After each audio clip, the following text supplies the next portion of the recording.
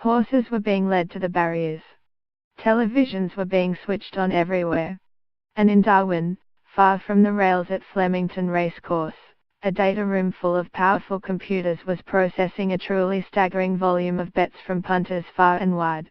Right before the Melbourne Cup, between 2:55 p.m. and 3 p.m., that's when the beads of sweat start forming, says Simon O, Chief Information Officer at the nation's biggest online bookmaker, Sportsbet.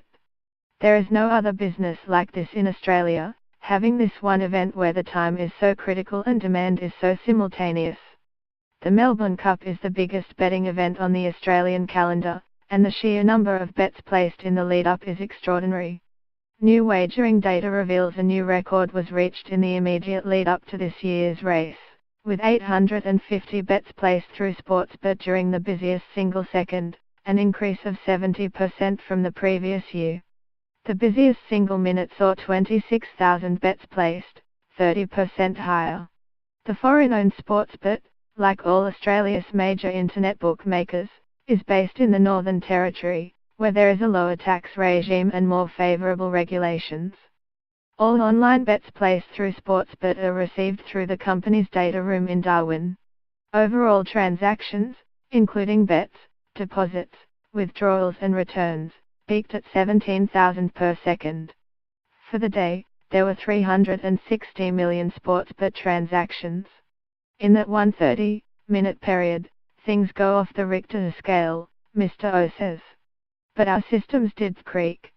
The platforms we've created allowed us to have the confidence that we've got this.